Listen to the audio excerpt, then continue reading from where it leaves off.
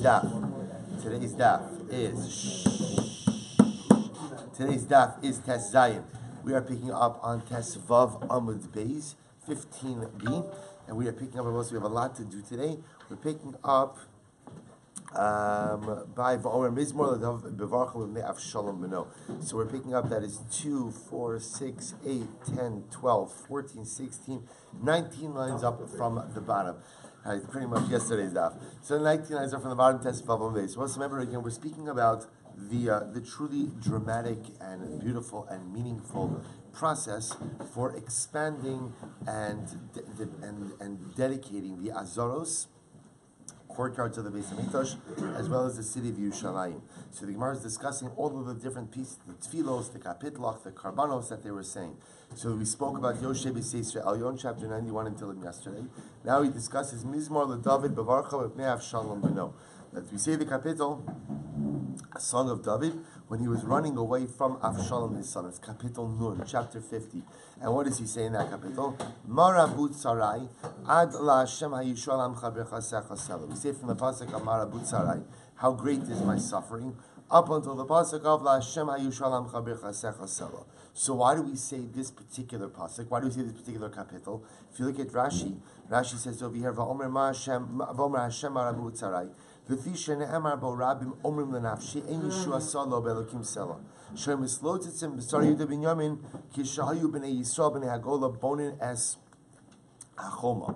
say, so amazingly enough, David HaMelech in this particular kapitel discusses the idea that no one supports me. No one supports me. Everyone derides me. Everyone makes fun of me. No one supports me. When Ezra and Nehemiah, when they were coming back to rebuild the walls of Yerushalayim, people disparaged their efforts, saying, "Come on, what are you doing? Jerusalem is a destroyed city. The Jewish people are a downtrodden people. Why are you trying?" This is actually amazing. The reason why he was doing this, if you look at Rashi, Rashi says over here, apparently again, because this particular kapitel speaks about being saved from destructive or difficult forces. So before we go to sleep, ultimately again, I'm sorry? No, so first of all, we say Yoshe B'Seisra. Yoshe B'Seisra is part of Kriyash Shema Lamita. We say this kapitel every single night. Chapter 91 is part of Kriyash Shema Lamita. So where does it come from? It comes from Yeshua ben Levi. So Rabbi Shmuel ben Levi did this because before going to sleep, he would ask for divine protection from all the different destructive forces that exist at night. So the Gemara says, how can you do this? Also, there's sapos b'divrei Torah.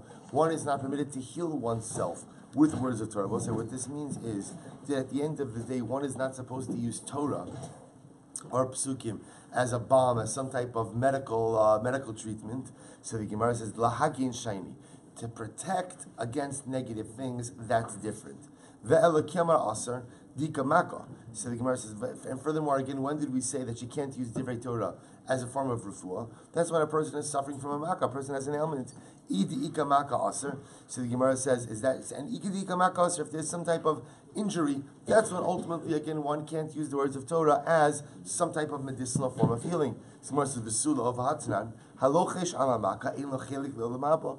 Yet again, the Gemara says that if somebody lochesh alamaka also means if somebody literally whispers on a wound, which means somebody whispers words of Torah in order to heal a particular ailment. It's a very dramatic statement. What does that mean? So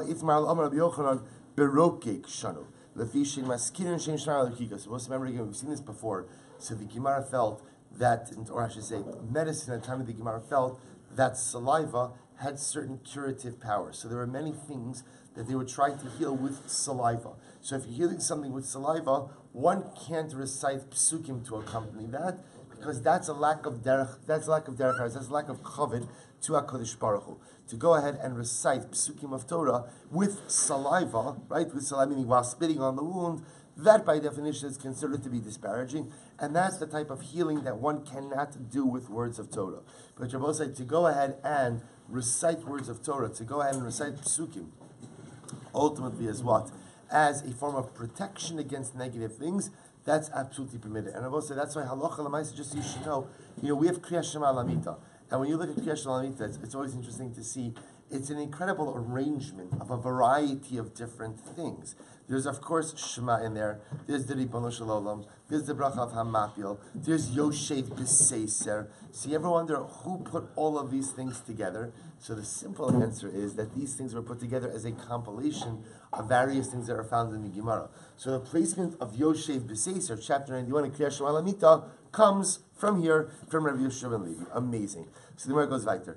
Beis Din Mahalchin L'Shtei Tolos Achareim. So remember again, Beis Din walks, and the Beis Din walks, this is around the area they want to consecrate, and the two Toda loaves are after them. Remember, the Beis Din Kami Toda Asli, is that to say that the Beis Din walks in front of the Toda? V'aksiv Vayilech Achareihem Hoshaya V'chatzi Sari Yehuda. So the Gemara said, 1 second, it sounds like that ultimately Hoshaya and the Sari Yehuda, this is again by Ezra, followed after the Toda, not in front of the Toda. Hachikam, this is what it means to say, Beis Din Mahalchin, Beis Din walks, Ushtei Todos Mahalchos, Beis Din Achareim.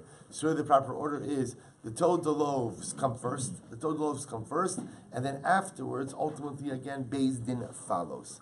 Ketzad Mahalchos. So I'll say, how do we transport the Lachmei Toda? Or how are they carried? So the Gemara says, Rabbi Chiev, Rabbi Shem, Rabbi, Chadam Arzu Kenegedzu, the Chadam Arzu Acharzu. One says you have the two loaves right next to each other. Other says you have the two loaves, one after the other. So the Gemara says, Madam Arzu Kenegedzu. So the one who says that the two loaves are carried one next to the other, happening is Hacht Makaver Lechova. So when the Mishnah speaks about the inner loaf is a reference to the loaf that is carried closer to the wall. Madam Arzu Acharzu. The one who says that they're carried one after the other, happening is Hacht Makaver Beis Din. Ultimately, again, the inner loaf referenced by the Mishnah is the loaf that is closer to Beis Din. So Tanan we learned. Tanan hapenimis nechalas achison esrefes. So what did the Mishnah say? The inner loaf is consumed. The outer loaf is burned. So the Gemara said, Mishnah l'mandam zu achar zu. So I understand. According to Bina, it says that the loaves are carried one after the other. So amatu lahachi penimis nechalas mishum da'asya chitzona kama v'kitshala. So I understand that if the loaves are carried one after the other, as soon as the inner loaf is consumed, why? Because the outer loaf comes in first, it's consecrated, or I should say, and it consecrates the second loaf. But the one who says that the loaves are carried one next to the other, they enter in at the same time, they are consecrated at the same time. So ultimately, again, why would one be treated differently than the other? Well, the Gemara says, and according to this reasoning, and we'll say furthermore, again, the one who holds that the loaves are carried one after the other, is there such a concept of one of the total loaves being consecrated and not the other? So the Gemara says, Ha kol shelo nasis b'chol elu tanan. So the Gemara says, but yet it says that ultimately these total loaves are treated the same way. The two loaves are reckoned as one unit. So why would there be different treatment for each of the loaves? Ella, Rabbi Yochanan will say top of Tes Zayin Amud Aleph. Therefore, Rabbi Yochanan says, Al pi navi ne'acheles, v'al pi navi nisrefes. In Ochinami, the Gemara says, rather, this was the tzivoy of the navi. The navi gives us ultimately again the proper protocol here. If you take a look at the top Rashi, Al pi navi Chagai Zechariah uMalachi hayu sham v'al piyem beruach hakodesh asu ve'ein tam badavar. So the Gemara says in Ochinami, this entire process of using the Lachmei Toda to consecrate the newly expanded Azaros or city of Yerushalayim was a process that was based on the Nevi'im. The Nevi'im ultimately gave the proper protocol, and the Nevi'im are the ones who said one loaf was burned, one loaf was consumed. Rashi says, Ein tam l'davar means there's no reason for this. What does that mean, there's no reason for this? Rashi says, meaning there's no scriptural reason for this. Rather, the Nevi'im ultimately handed down this process through Ruach HaKodesh. Good. Says the Gemara, Kol shelo nasis b'chol elu. So I'll say, so listen to this. Remember, the Mishnah now we've gone through now the whole list of the proper protocol for expanding the Azaros, the courtyards of the Beis HaMikdash, or of going ahead and expanding the perimeter or the size of the city of Yerushalayim. So there are a number of things that are included in this process.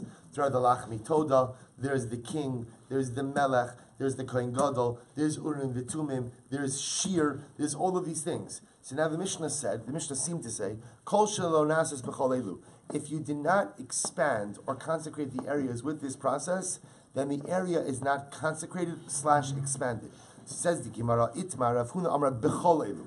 Rav Huna says, Enoch Inami, it means that in order to consecrate, to expand and consecrate areas, you need all of these things. You need all of these things. Meaning, if you're missing any one of these things, so the area ultimately is not consecrated. Rav Nachman says, you don't need all of these things. Rather, what do you need? One of these things. One of these things. Any one of these things has the ability to expand and consecrate either the city of Yerushalayim or the Azaros, the courtyards of the Beis HaMikdash. So Tanan Rav Huna Amar Bechol Elu. So we'll say, now let's analyze this. This is actually quite interesting. So Rav Huna says, what does it mean you need all of these things? So Bechol Elu Tanan Kasavar Kiddusha Rishona Kidsha L'Shaita V'Kidsha La'asid Lavo. So we'll say, here's the problem we have. The problem we have is we know with absolute certainty that there was a consecration expansion, or at least we'll call it a consecration, that was done without all of these things. When was there a consecration that was done without all of these things? We'll say Ezra. When Ezra comes back with the wave of exiles from Bavel to rebuild the second Beis HaMikdash, to go ahead and reconsecrate the Azaros and to reconsecrate the city of Yerushalayim, there was stuff that was missing. What was missing? There was no Melech, there was no king. There was no Urim V'Tumim, right? There was no Kohen Gadol at that point in time, right? Meaning, or I should say, there was Kohen Gadol, but there weren't Urim V'Tumim. There wasn't the breastplate with the 72-letter name of HaKadosh Baruch Hu. So these things were missing. Yet Ezra does go ahead and what? Ezra does go ahead and reconsecrate the area. So watch this. So says the Gemara, Rav Huna says that you require all of these things. But one second, if you require all of these things, right? Kasavar Kiddusha Rishona Kidsha L'Shaita V'Kidsha L'Asad Lavo Ve'ezra Zecher Ba'al Mahu Da'avid. So we'll say, so Rav Huna is of the opinion that the original Kiddusha of Yerushalayim, once it was Mekudash, remains intact, and Ezra didn't really need to re-sanctify Yerushalayim. Why didn't he need to re-sanctify Yerushalayim? Because the sanctification stands. So why did he do this whole process? The truth is, it was supposed to be symbolic. It was symbolic. He didn't need to reconsecrate Yerushalayim because Yerushalayim, the Harabayis, Beis HaMikdash, was already consecrated. Rather, again, he just did something symbolic. He did a symbolic rededication, but it was not necessary. Rav Nachman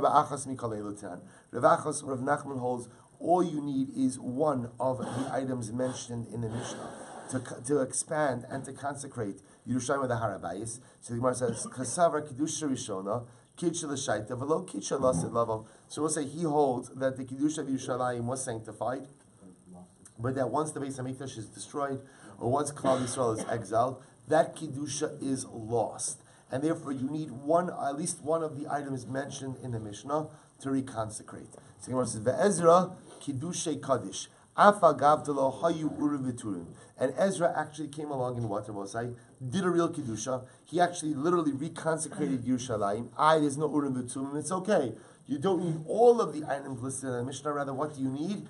Just at least one of them. So the Gemara goes right to Esei Rav Nachman. So Rav raised the question to Rav Nachman. Kol shelo nasis b'chol elu. So the Gemara says, the Mishnah seems to say explicitly that anything ultimately, again, any consecration that was not done with all of the items listed in the Mishnah is not a proper consecration. To which the Gemara says, Enochinami, you have to change the gears of the Mishnah. Tani ba'achas mikol elu. All right, that's a good answer. So the answer is change the text. And the text should actually say, Ba'achas mikol elu. Any consecration that was not done with at least one of these items is not a proper consecration. Okay, Tashma. So we'll say we have another brisa. Abu Shalomer. This is actually very interesting. Shnei Bitzin Hayu Bahara Mishcha. We'll say there were two swamps or marshes on Hara Mishcha. Hara Mishcha we'll say is Hara Zaysim. It's Hara Zaysim, Mount of Olives. Right, so there were two swamps, two marshes in Hara Mishcha. Watch this. Tachtona ve'alyona, an upper marsh and a lower marsh. Tachtona miskadsha b'chol elu. So the lower marsh, I will say, was sanctified. In other words, they tried to expand the area of Yerushalayim to include this marsh. So the lower marsh was in fact sanctified with all of the items listed in the Mishnah. Alyona alone is kadsha b'chol elu. The upper marsh was not sanctified with all of these items.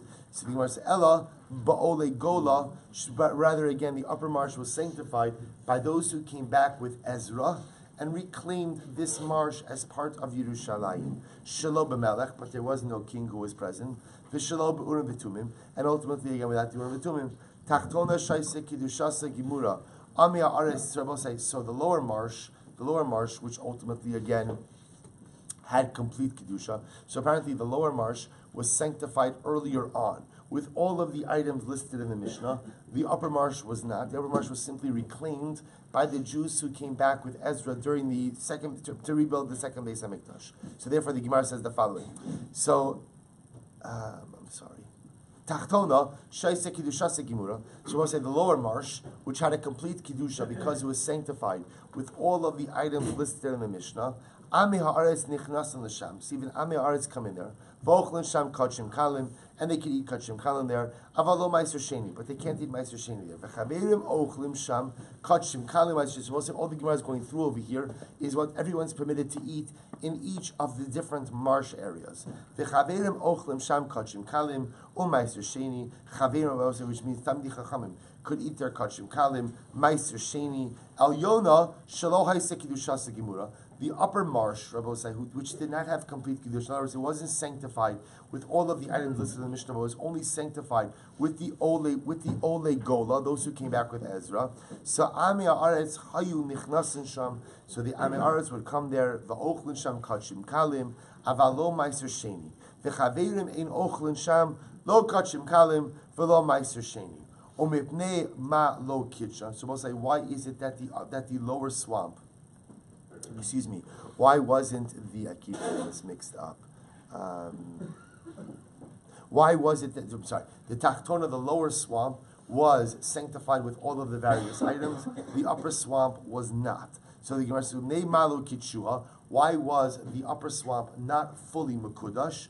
Shemosifin ala ir va'al ha'azaros ela b'melech v'navi v'urim v'tumim v'sanhedrin shal ayin aleph ubishtei todos ubishir. So we'll say ultimately again. So the Mishnah says, the Gemara says, so why was it that the upper swamp was not fully mekudash? For one simple reason, I will say, because ultimately again, to sanctify a particular area requires all of these things. You can only expand the boundaries of Yerushalayim. So we'll say in this case over here, this is not as ours. This is expanding the boundaries of Yerushalayim. So apparently again, they expanded the boundaries ultimately to include the lower swamp, but not the upper swamp. Why not? Because it says the Gemara, apparently they had all of the tools available to include the lower swamp at that time, but by the time they came to including the upper swamp, they lacked a king, urim v'tumim, so on and so forth. So the Gemara says, "Lama kidshua ha'amrit lo kidshua." Why did they sanctify? We just said before it wasn't sanctified.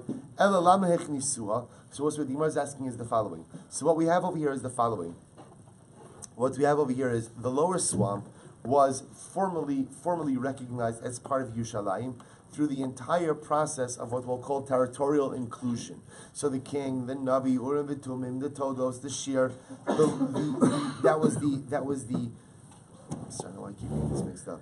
Right. So that was the lower swamp. The upper swamp was not included. So we'll say, why was the upper swamp not included? Because they didn't have at their disposal all of these items. There was no king, there was no Urim v'Tumim. So why did they even try to include the upper swamp as part of Yerushalayim at all?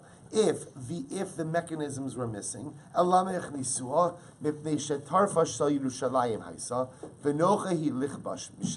we'll say the idea here is this is more of a strategic issue.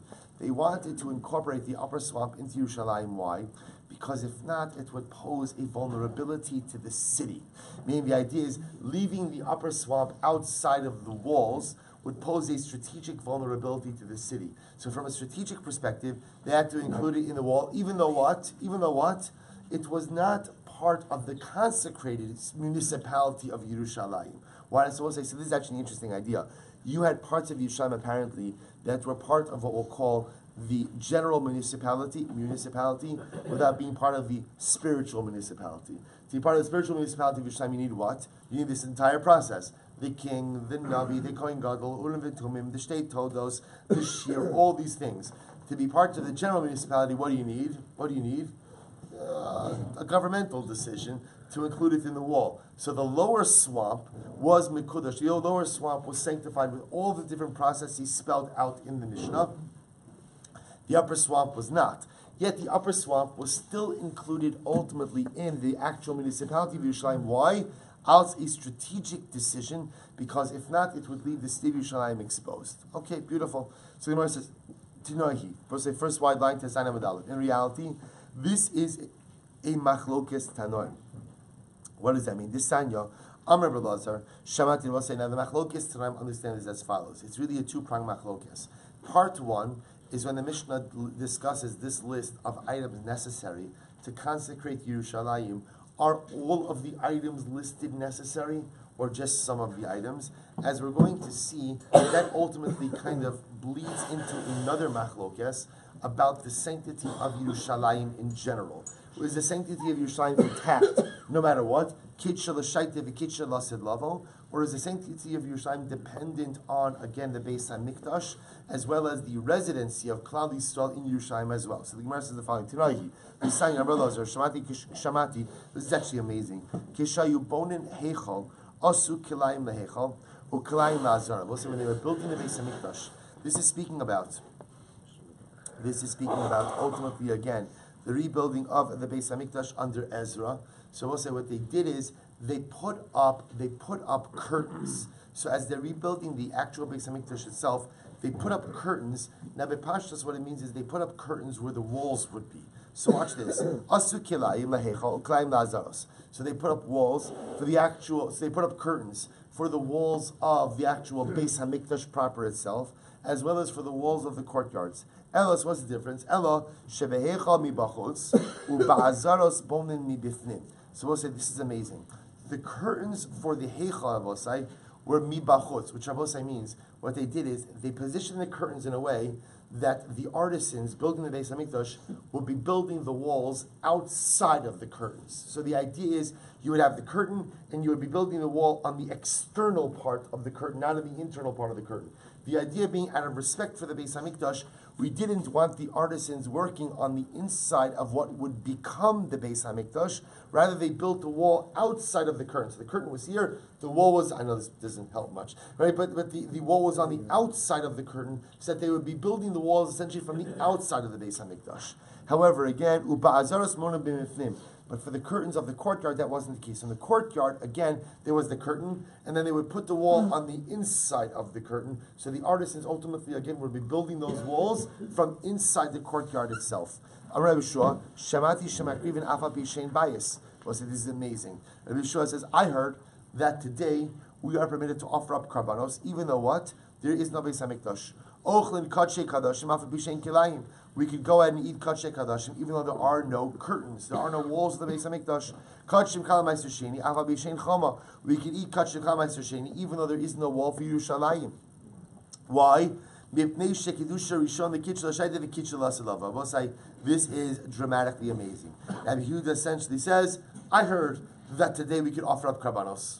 We could offer karbanos, and we could offer karbanos even in the absence of a Beis HaMikdash. Why? Why? Because the Har HaBayis Yerushalayim has eternal sanctity.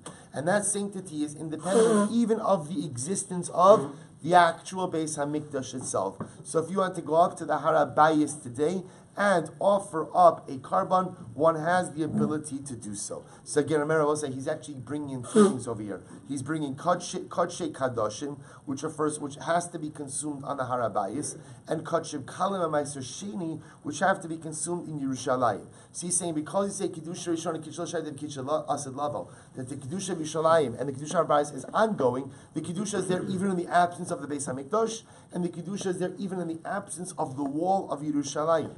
Michlal, the Rabbi Eliezer Savar, lo kitcha lasid lavo. Now we would infer from this that Rabbi Eliezer must hold that the kedusha of Har HaBayis, kedusha of Yerushalayim, was not permanently sanctified. It is only sanctified when what? The Beis HaMikdash stands and the wall of Yerushalayim stands. How do you know that? Maybe everyone agrees that the sanctity of the Har HaBayis and the sanctity of Yerushalayim is eternal. I will say again, I want to be clear. This is not, everybody agrees that the sanctity of Yerushalayim is eternal.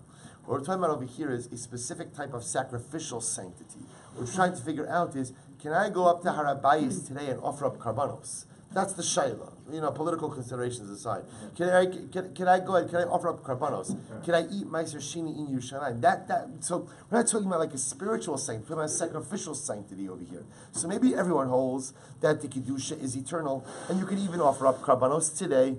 Umar mai dishmele kamar, umay mar dishmele kamar, and each particular time Rabbosai is just relaying that which he has heard. So if that's the case, that kedusha rishona kitchla shaita v'kitchla lasalavo, we'll say that the sanctity of the harabayis is eternal, and therefore even today you could offer up karbanos on the harabayis. Why did Rabbi Eliezer say that you should put up curtains, right? That you require kilayim? To which the Gemara answers litzniusa ba'alma. Even if those would say that just if you're going to offer up karbanos, one should try to erect partitions, some type of curtains in the area of the Beis Hamikdash for tznius purposes. So what does tznius purposes mean? That karbanos should be offered in some type of modest way, not just out in the open. Ela hanitanoi. Rather, Rabbi says the Gemara in the Machlokas that I'm referencing is the following tanam. This sanya, Rabbi Shmuel Silber, Lama manu chachamim es elu. Why did the chachamim Rabbi say ultimately again go ahead and recount these particular cities?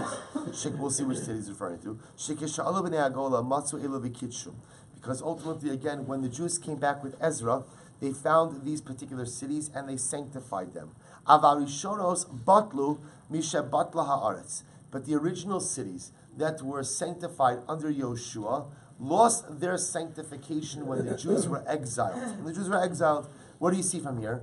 Alma kasavar kidusha rishona kitchla shaita velo kitcha la'asid lavo. But say, what do you see from here? It sounds like from here that at the end of the day, halacha l'maisa, once we go ahead and once the Jews were exiled, that the kedusha of the cities of Eretz Yisrael were lost, which sounds like kedusha rishona kitchla shaita velo kitcha la'asid lavo. To which the Gemara says, Ramini, or is the Kasha, Amr Bishar Yosi, Vichi Elu Bilvat Hayu, were these the only cities? Valo Kvar Nemar Shishim Ir Kol Chevel Argov, Mamleches Og Babashan, Ela Kol Arim Bitzuros Choma Gavoa, Ela Lama Manu Chacham Meselu. So we'll say there were many, many other cities in Eretz Yisrael. Why were these particular cities enumerated? Shekesha Alu Bnei Agola Matzu Elu Vikitshum. Because when the Jews came back from Ezra, the cities listed above were cities that they came along and they consecrated. So Gemara says, Kitchum, Hashtu Amrina Lakamad, Lo Tzricha L'Kedushay. We just said before that you don't have to sanctify them because the Kedusha of Eretz Yisrael remains. Elamatzu Elu Umeno. Rather, again, they came back to these cities, and these cities were enumerated. We'll say again, this means Velo Elu Bilvad, not only these cities. Ela Kol Shetala Biyatcha Masoros Me'avosecha. Shemukefes Cholmos Yeshua Benun. Kol Mitzvos Elu Nogos Ba. Bepnei Shekidusha Rishona Kish L'Shayda V'Kish L'Asid Lavo. We'll say not only these cities. So we'll say now what the Gemara turns out is we're actually talking about something else. It's about cities that are designated as walled cities. The cities that the pasuk is referring to cities that were walled at the time of Yoshua ben Nun, and ultimately again when the Jews came back, they once again designated these cities as walled cities. Ultimately again, these cities are still considered to be walled cities, even if what? Even if they lost their walls. Why? Because Kedusha Rishon Kitchla Shayda Kitchla Lasalavo. I kashed Rabbi Shmuel Rabbi Yossi, but I will say now the problem is we have two contradictory statements of Rabbi Shmuel ben Yossi. One possibility is there are two different opinions of what Rabbi Shmuel ben Yossi said. The other possibility I will say is that one of the attributions is wrong, and in fact one of them should read Rabbi Lazar Rabbi Yossi. The Sanya Rabbi Lazar Rabbi Yossi Omer Asher Lo Choma. When the pasuk says that it has a wall, even if it doesn't have a wall now, but it had a wall before, it is considered to be a walled city. So we'll say. So now let's unravel this a little bit. So remember again. So what the Gemara seems to be saying is the following.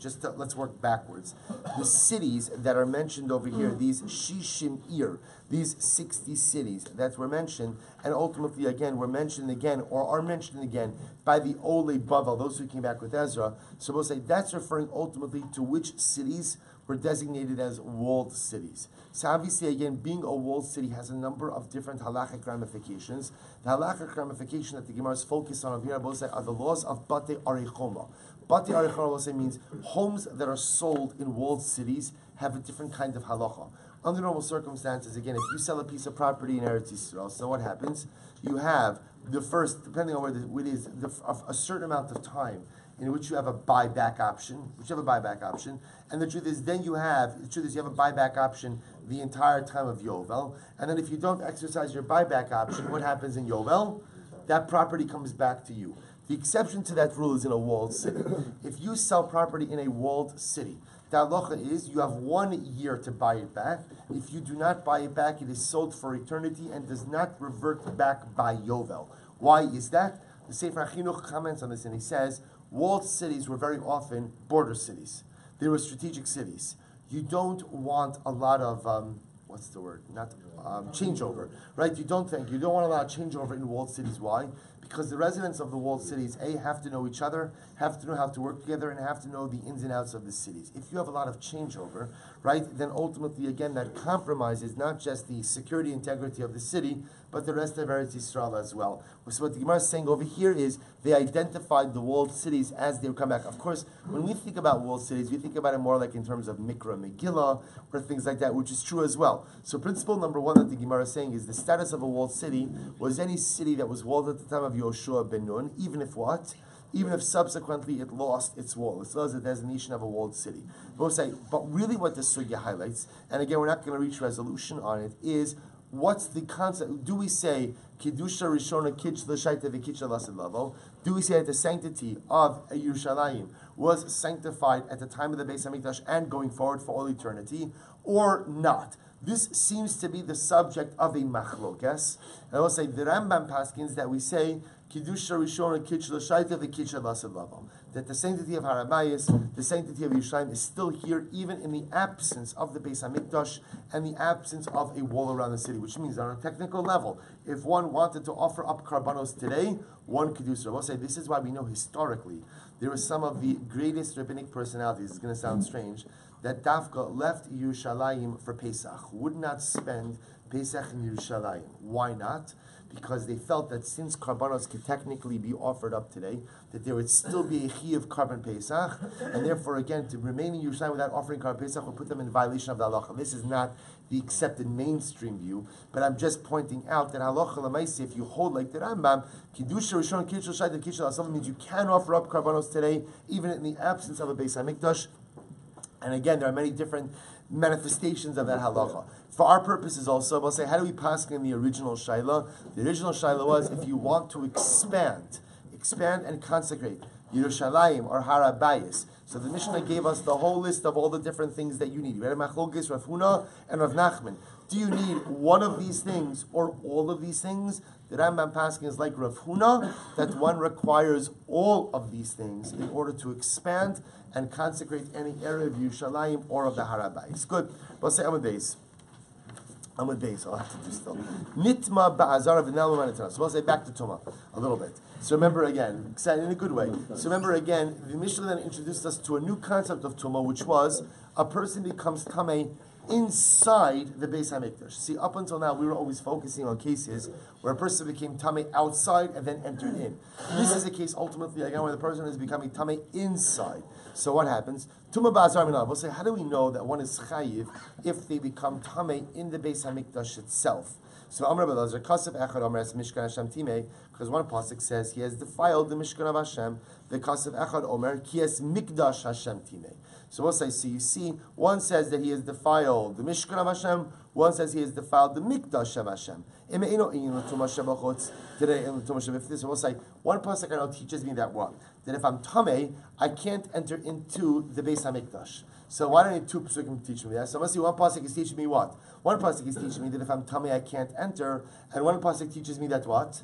That if I became Tameh inside, I have to leave as quickly as possible, and if I tarry, and we'll discuss the halachic definition of tarrying, I am chayiv for that. Or crime yasu. So Gemara says, are you telling me that one of these psukim is extra? It's not true. Mitzvah srichi. We need these psukim. Also, why do we need these psukim? This sign because we learned Rabbi Elazar Omer. So Rabbi Elazar says, Im ne'emar mishkan lama ne'emar mikdash. Im ne'emar mikdash lama ne'emar mishkan. So we'll say, why does the Torah employ two different words to refer to the Beis HaMikdash? Why does it say Mishkan, meaning either call it Mishkan or call it Mikdash? Why do you use two different words? So I'll tell you why. Ilu ne'emar Mishkan v'lo ne'emar Mikdash. Because had the Torah just said Mishkan and not Mikdash, I would have thought one is only chayiv for entering into the Mishkan in a state of Tumah. Why? Because ultimately the Mishkan was anointed and inaugurated with oil. And maybe its Kedusha is more intense. The Mikdash, which was not anointed and inaugurated with Shemen HaMishcha, maybe it has lesser Kedusha, and maybe again one is not chayiv for entering into a state of Tumah. And if the pasuk would have just said Mikdash and not Mishkan, I would have thought them chayiv for entering into the Mikdash in a state of Tumah. Why? Shari Kedusha, so Kedushas Olam. For why, Rabosai? For the Beis HaMikdash, its Kiddush is eternal. It's like what we just said before, right? The Kiddushas HaMakom of the Har HaBayis is Kiddush, is Kadosh forever. Mishkan lo yichayiv. And I will say, but for the Mishkan, which was a temporary structure, maybe I wouldn't be chayiv ultimately again for entering into the state of Tumah. Therefore, lekach ne'emar Mishkan, lekach ne'emar Mikdash. So both say, what do you see from here? Remember, what do we just want to say? We just wanted to say that there's an extra pasuk. The pasuk says, Ki es Mishkan Hashem Timei, Ki es Mikdash Hashem Timei. Two psukim saying the same thing. You can't go into the Beis HaMikdash Tamei. So we'll say. So what we wanted to say is there's an extra pasuk. What does the extra pasuk come to teach me? It comes to teach me that there's a prohibition to enter into the Beis HaMikdash Tamei, and what? And what? And what? There is a prohibition that if I become Tamei inside, I must leave. You're going to say, 1 second. There's not an extra pasuk. I need both these psukim. Why? Because the Torah Dafka phrases the prohibition for the Mikdash and the Mishkan to tell me that what? That the laws of Tumah apply to both. Because had it not said both Mishkan and Mikdash, I would not have necessarily assumed that the halachos apply to both of them. To which the Gemara says, Lekach ne'emar Mikdash, Rabbi Elazar, so Gemara says, Rabbi Elazar hachika kashle. This is Rabbi Elazar, this was the first wide line, Tezainam days. This is Rabbi Elazar's kasha. Michti, Mishkan, ikri Mikdash, Mikdash, ikri Mishkan, Nichtav o idi v'idi Mikdash, o idi v'idi Mishkan, Mishkan o Mikdash, Lamali. So we'll say what Rabbi Elazar's kasha was as follows. Why does the Torah use two different words for the same space? Either just always use the word Mikdash, or always use the word Mishkan. And I could have learned the same thing. Rather, it says the Gemara Shema Mina Tarki. Therefore, Rabbi say, in fact, learn out that we're actually learning two halachos in Rabbi say. What are the two halachos? Number one, that the laws of Tumah apply equally where? Both in the Mishkan as well as the Mikdash. Plus the fact that what? That there's a prohibition ultimately to enter into the Beis HaMikdash in a state of Tumah, and there is also a prohibition to what? To remain in the Beis HaMikdash once one is already Tamei. So therefore we learn out both of these halachos ultimately again from these psukim. Says the Gemara. So we'll say again, want to be clear. Two halachos learned out from these seemingly repetitive psukim.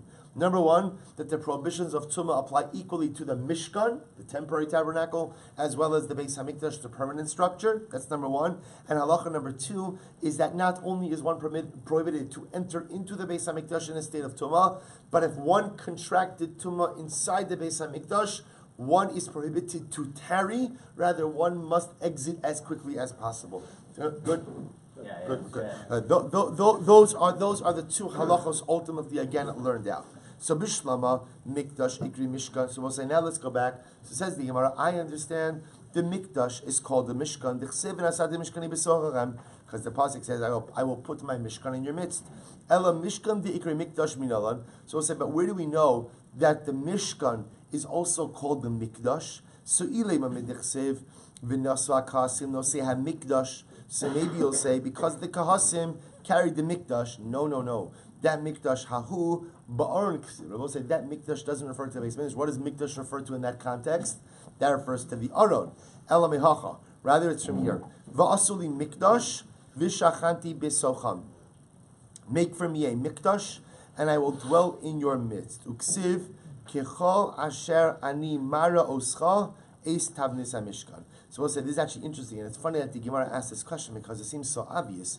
The Gemara says, where do we see that the Mishkan is called the Mikdash? Finally, the Gemara says, va'asuli Mikdash shachanti b'socham. See, the Havamin Rabosai is that maybe that's not a reference to the Mishkan at all.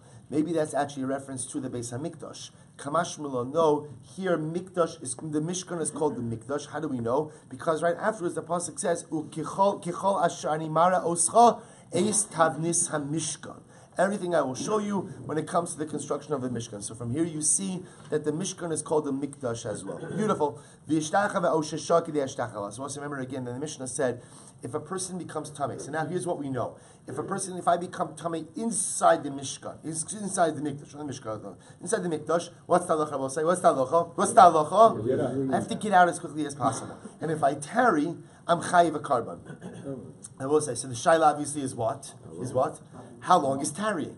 How long is tarrying? So the Mishnah said, I bowed down, or I tarried the amount of time, the duration it takes to bow down. So that seems to be the definition of tarrying. So it says, when we say bowing down, that's only if you bow down towards the inside, or if you bow down on both sides, facing east, facing Mizrach. You bow down facing east. West, I'm sorry, thank you. But if you bow down facing outwards, Rashi says, Lemizrach, east, Rashi points out over here, Einzu ishtachaviyah. That's not called real ishtachaviyah. Excuse me. Aval ishtachavah klape chutz, shah in lo shah lo. So we'll say, Surava says the following. If I bow down klape pnim, facing inside, l'tzad ma'arav, towards the west, then the I'm going to be chayiv. But if I go ahead and I bow down facing outward, facing east, then that's not called ishtachaviyah. That's not called bowing down. Again, we're going to define what this means in just a moment. And therefore, shah in lo shah lo. If I tarried, I will be chayiv. But if I didn't tarry, I won't be chayiv. Ikud demasni la seifa. We'll say others go ahead and quote this on the seifa. Oshe shah bichtei ishtachava. If a person went ahead and tarried the amount of time it takes to bow down. Michlal dishtachava gufa ba'ishiyah. Which sounds like that even ishtachava itself, that even bowing down, I'm only chayiv what? If I bowed down and tarried as a result. Amarava, lo shanu ela sheishtachava klape chutz. So Rava says that's only true if you bow down facing, right, klape chutz, facing outward. Aval klape pnim afagav de lo shah. But ultimately, again, if I bow down facing inward, even if I didn't tarry, I'll still be chayiv. V'hachi kamar, this is what it means to say, hishtachava klape pnim. If I bow down facing inside, or I waited the amount of time that it takes to bow down, so ultimately again, if I go ahead and wait the amount of time that it takes to bow down, with this type of bowing down, even facing outward, I will be chayiv. So we'll say, what it sounds like over here is the following. If I bow down facing in, which is a form of avoda, as we'll see, a form of service, then I'm chayiv. That's automatically called tarrying.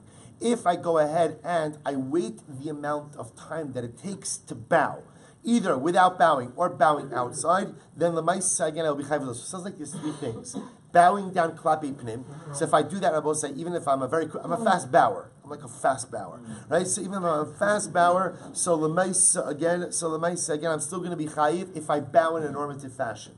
On klapi chutz, on the outside, there's some, we'll discuss what this is, there's some amount of objective time that it takes to bow. If I either tarry that amount or I bow that amount, klape chutz, I will be chayiv as well. So we'll stop over here for today. Again, obviously what we have to try to figure out is we have to quantify these amounts. But the idea is, let me just end with this piece. The idea is that Chazal recognize a person contracts tumah on the inside of the Beis Hamikdash. Obviously, I didn't plan for that. I didn't intend for that. I can't be chayiv instantaneously. Why can't I be chayiv instantaneously? Listen to this one. It's very important. Why can't I be chayiv instantaneously? Why? Because I didn't do this. Meaning, you got to give me a window. You have to give me a window to extricate myself from this circumstance. We're trying to figure out what's your window. What's your exit window? What's your exit window? So if you take advantage of the exit window, you'll be putter. If you don't take advantage of the exit window, then ultimately you'll be chayiv. So what we're trying to figure out, we're trying to define, quantify what is the exit window. Mir Hashem to be continued tomorrow.